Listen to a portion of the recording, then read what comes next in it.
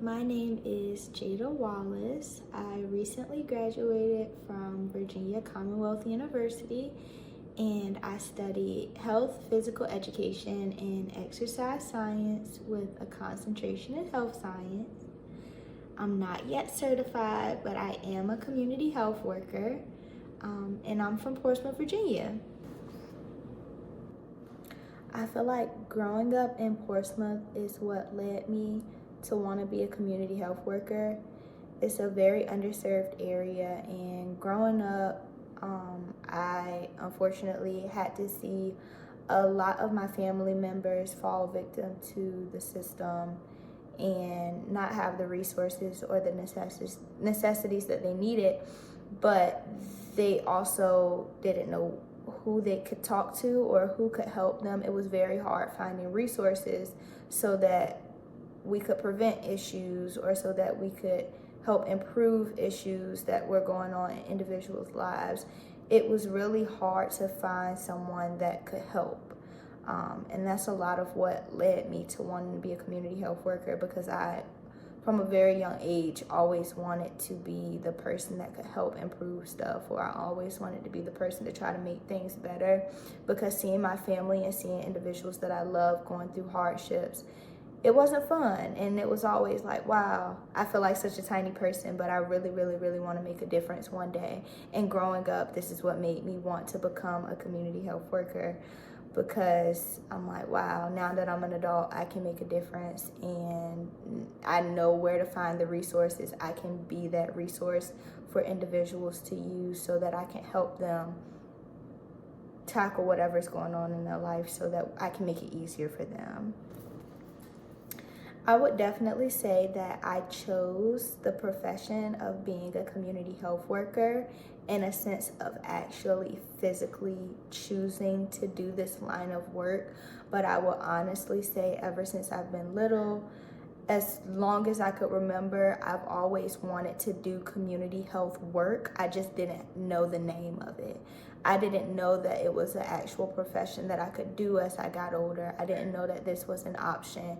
And then growing up, to my surprise and being so happy that I actually can be a community health worker. I can be the person that makes a change and makes differences in individuals' lives, and I can be that person that they turn to for help to help them find resources. So yes, I will say in a way I chose this profession, but I will also say in a way the profession chose me before I even knew what it was.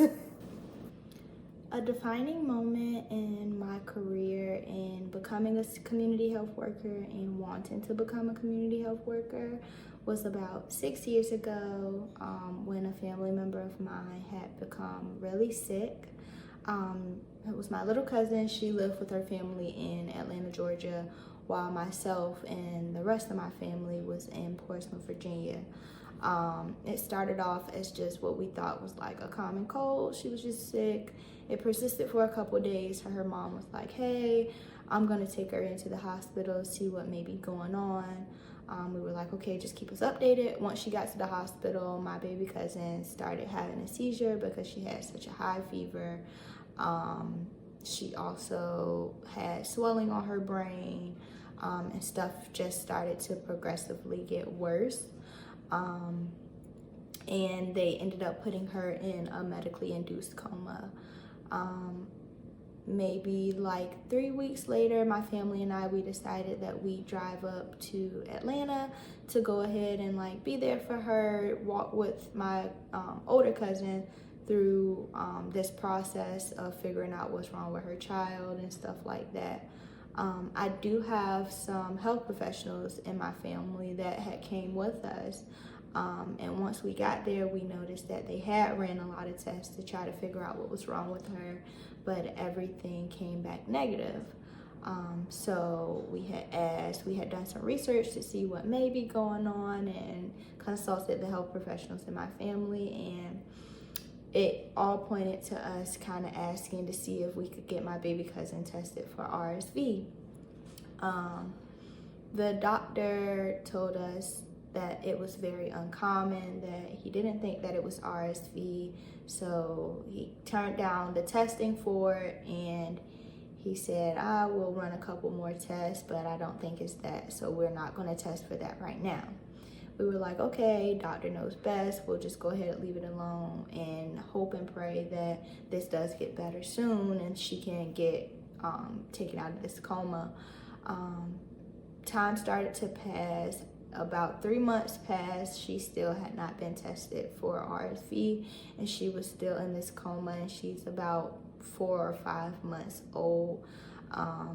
So we went back to Georgia, and we brought one of the medical professionals in my family back with us, and she had a sit down talk with the doctor and almost begged and pleaded to please test her for RSV, like, let's please see if this is it. He turned it down, and right before we left, he decided that, okay, I will test for RSV. It came back positive, that she had RSV, and she had been in this medically induced coma for about 3 months in the hospital with the seizures persisting to happen and with the swelling on her brain. Not getting worse, but still her brain still being swollen.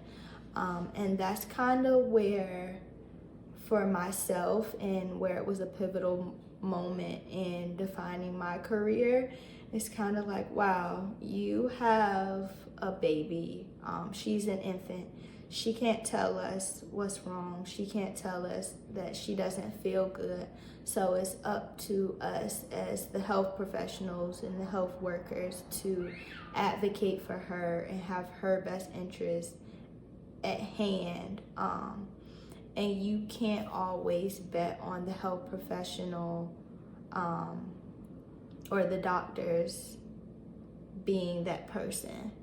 And I don't want to say that I lost faith or lost trust in doctors, because I still 100% and wholeheartedly trust doctors. But it was kind of like, wow, I just wish she had somebody to really push and advocate for her a little bit sooner without like feeling like they were stepping on toes because she couldn't be that advocate for herself. Her parents weren't really well versed in the field. They aren't doctors, they aren't health professionals. They've never had to deal with something like that. So yeah, they're advocating for help my daughter, help my baby, but they don't know specifically, or they don't know the resources or the research that they could have did to really advocate for these tests to be done for her. And this is what made me want to become a community health worker. This is one of the most defining moments of why I want to do what I do and why I want to be well at what I do, because I want to be that advocate for people. I want everybody that I help or everybody that I come across to know that I will always have their best interests at heart. I'll always advocate for you. I want you to know that I'm here for you and we're in this together when you can't advocate for yourself. This was the moment where I was like, wow, especially when it comes to kids and babies that they can't really talk for themselves yet. This is why I want to do what I want to do, because I want to be that person that's there for them. I want to be their voice when they don't have one.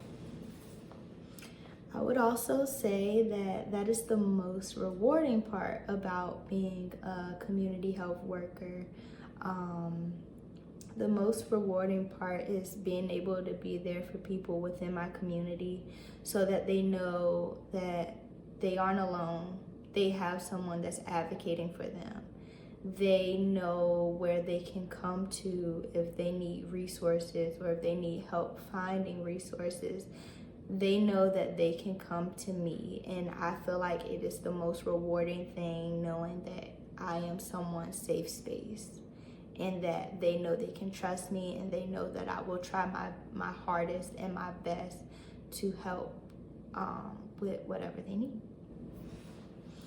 The community benefits from having community health workers that have lived experience, because those community health workers can then empathize with the community. I can put myself in your shoes and say like, oh, I know what you have going on. I know how you feel in this situation, and it helps me to better help you. I say a lot of being a community health worker in Portsmouth and helping individuals there is because I've seen my family go through these things. I've walked with my family through these things of having family members incarcerated, having family members need help finding food resources, finding clothing resources, finding housing resources, and I've been able to walk with them through these experiences. And now, as I'm trying to help that same community that I grew up in, I'm able to point you to resources. This is where you need to go for this. This is the paperwork or the form that you need to fill out to get this done.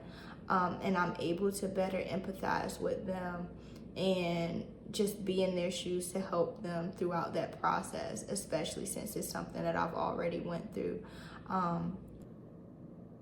Advice I would give to a rising community health worker would be, it is okay, it is perfectly fine if you don't have all the answers.